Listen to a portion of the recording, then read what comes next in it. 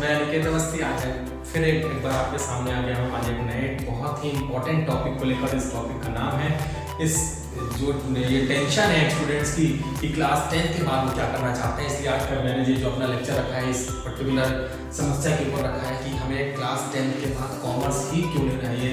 ये वीडियो उन लोगों के लिए डेडिकेटेड है जो कॉमर्स लेने के आगे पढ़ाई करना चाहते हैं क्लास 10 के बाद में। क्लास 10 के बाद में कॉमर्स लेना है, ये अभी तक बहुत सारे स्टूडेंट्स ने डिसाइड नहीं किया और बहुत सारे स्टूडेंट्स कंफ्यूज हैं कि वो कॉमर्स लेंगे भी या नहीं लेंगे, वो साइंस लेंगे भी या नहीं लेंगे। समस्याएं बहुत है बच्चों, इसलिए इस वीडियो के थ्रू आपको थोड़ा सा रिलीफ मिलेगा अगर आप इस वीडियो को अंदर देखेंगे तो।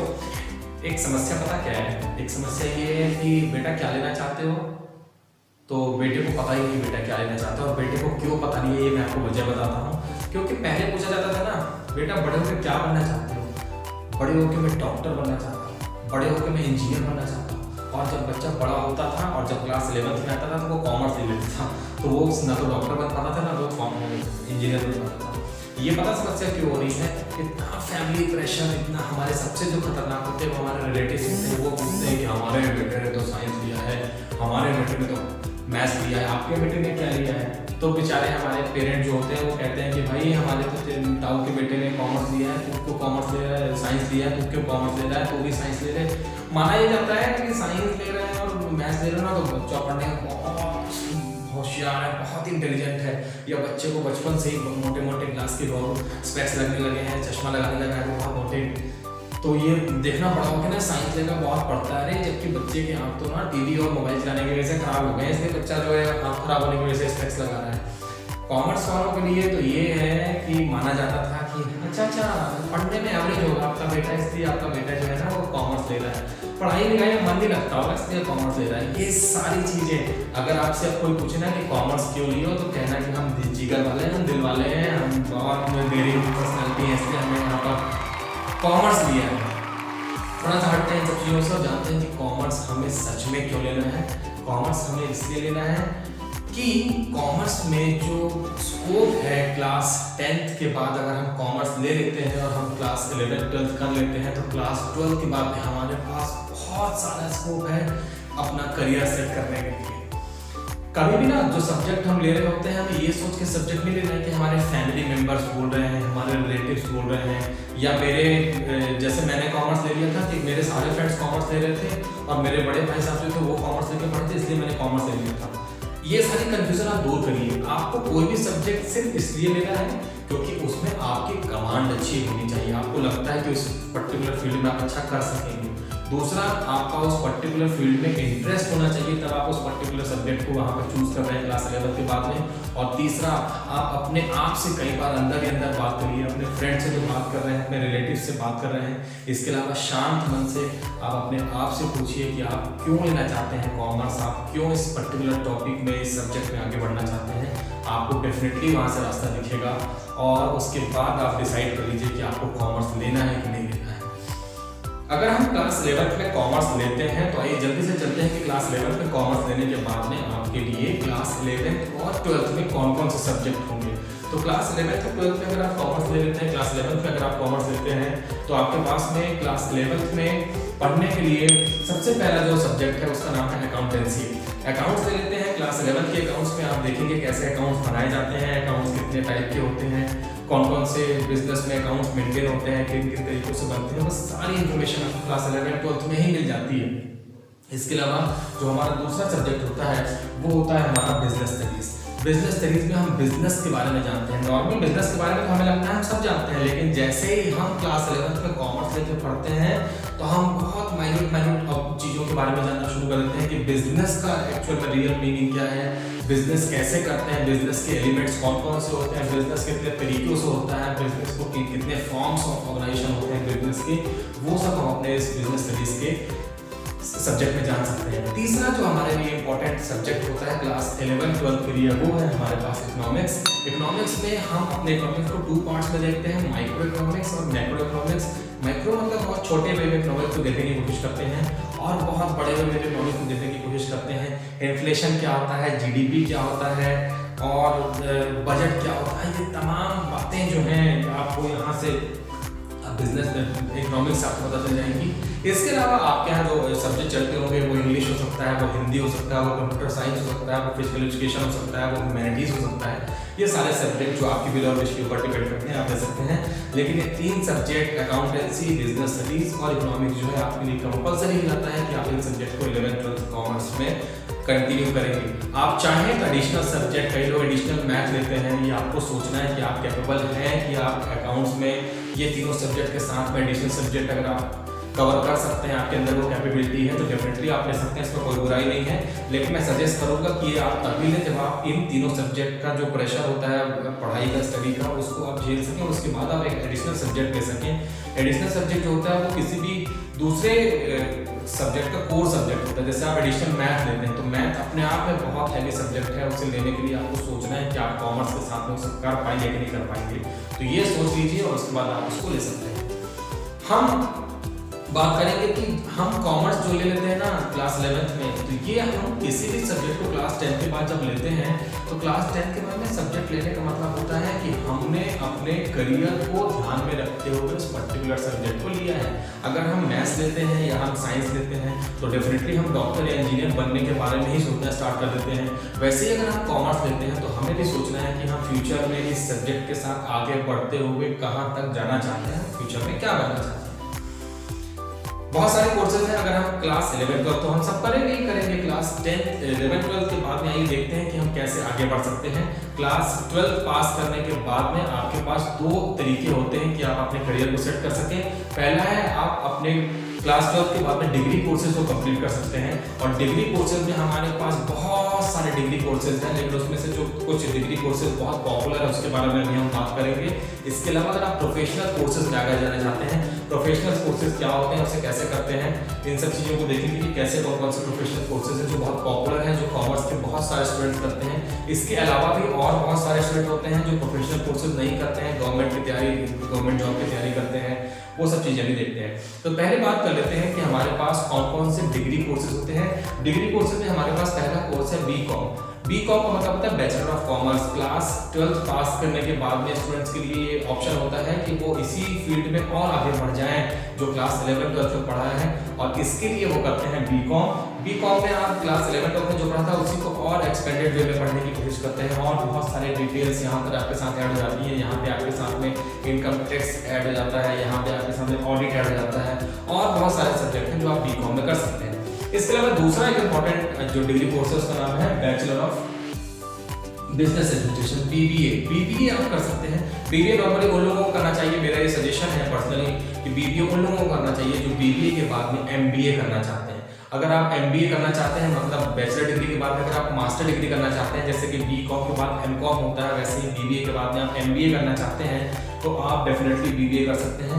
लेकिन अगर आप चाहते हैं कि आप एमबीए जो है वो फाइनेंशियल सेक्टर में करें तो आपके लिए जरूरी हो जाएगा कि आप बीकॉम करें, क्योंकि बीकॉम में जो अकाउंटिंग है ना, जो फाइनेंशियल मैनेजमेंट के बारे में, फाइनेंशियल अकाउंटिंग के बारे में पढ़ाया जाता है वो आपको बीकॉम में ज़्यादा पढ़ाया जाता है। बीबीए में आपको बिजनेस कैसे मेंटेन करना है, बिजनेस एडमिनिस्ट्रेटिव, बिजनेस के जो बहुत सारे स्ट्रेटजीज होती हैं उसके बारे में आपको बीबीए बताया जाता है। तो बीबीए आप करें, लेकिन अगर आप एमबीए करना चाहते हैं फाइनेंशियल सेक्टर से तो आपके लिए जरूरी हो जाता है कि आप ये मेरे लिए सजेशन ये है कि आप बीकॉम करें और बीकॉम में टैक्स हो गया, बीकॉम में फाइनेंशियल अकाउंटिंग हो गया, बीकॉम में कॉर्पोरेट अकाउंटिंग हो गया, ये सब आप अच्छे से पढ़ते हैं।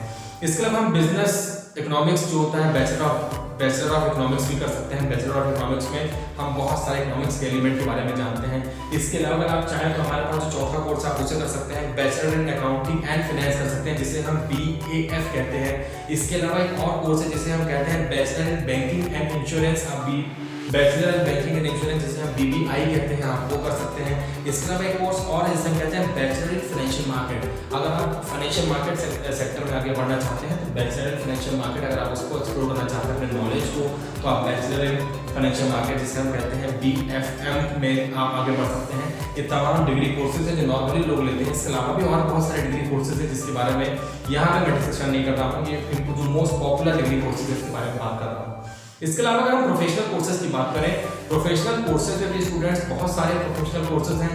नॉर्मली लोगों को ये पता होता है कि प्रोफेशनल कोर्सेज में हमारे पास में या तो चार्टर्ड अकाउंटेंट का कोर्स हो गया या तो हम कंपनी सेक्रेटरी का कोर्स हो गया। इसके अलावा भी बहुत सारे कोर्सेज होते हैं, लेकिन हाँ मोस्ट पॉपुलर जो है क्लास 12 के बाद में स्टूडेंट्स के लिए प्रोफेशनल कोर्सेज, उसमें हमारे पास पहले नंबर पे आता है चार्टर्ड अकाउंटेंट का कोर्स, जिसे हम सीए कहते हैं शॉर्टकट में। तो आप क्लास 12 के बाद में सीए कर सकते हैं। ये मैं आपको सजेस्ट करूंगा कि सीए उन्हीं लोगों को करना चाहिए जो पढ़ाई में बहुत अच्छे हैं, जिनका जो कंसेप्ट को बहुत अच्छे से क्लियर कर पाए हैं, क्योंकि जो टोटल रिजल्ट का परसेंटेज है ऑल ओवर इंडिया में हमारे लिए जो सीए के रिजल्ट्स आते हैं वो बहुत कम रहते हैं, बिलो 10% होते हैं, 10% से भी बहुत कम होते हैं।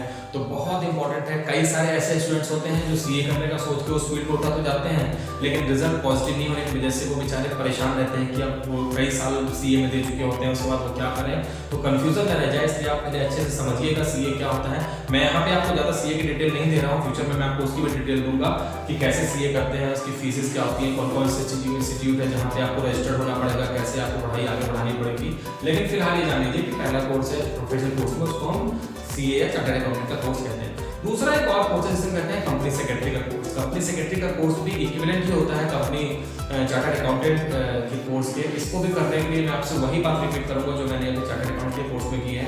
कोर्स लेने के पहले आपको अच्छे से सोचना है कि आप इस कोर्स को कितने आगे तक कर पाएंगे, आप कर भी पाएंगे, आप बीच में इसको कहीं क्विट तो नहीं करेंगे।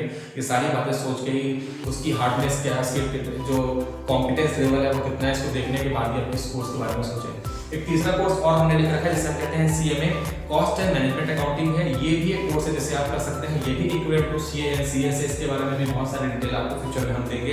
इसके अलावा अगर आप चाहें एक इंटरनेशनल कोर्स है जिसे हम कहते हैं कि चार्टर्ड फाइनेंशियल एनालिसिस्ट अगर आप बनना चाहते हैं, अगर आप सीएफए बनना चाहते हैं, ये इंटरनेशनल कोर्स है। इस कोर्स को जरूरी नहीं कि आप बीकॉम करने के बाद ही कर सकते हैं, इसे या तो आप बीकॉम या बीए या बीएससी के बाद भी कर सकते हैं।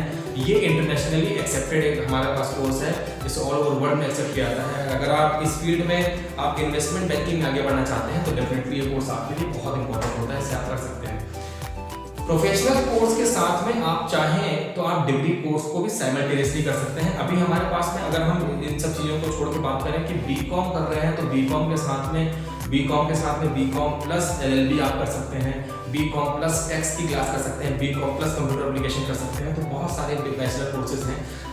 जो प्रोफेशनल कोर्सेज आप कर रहे हैं, प्रोफेशनल कोर्सेज में आपको पूरा फोकस इतना ज़्यादा टाइट शेड्यूल जाता है। अगर आप सीए करेंगे, सीएस करेंगे, सीएमए करेंगे तो शेड्यूल जो क्लासेस का होता है, बहुत सारे सब्जेक्ट्स होते हैं, शेड्यूल बहुत टाइट होता है।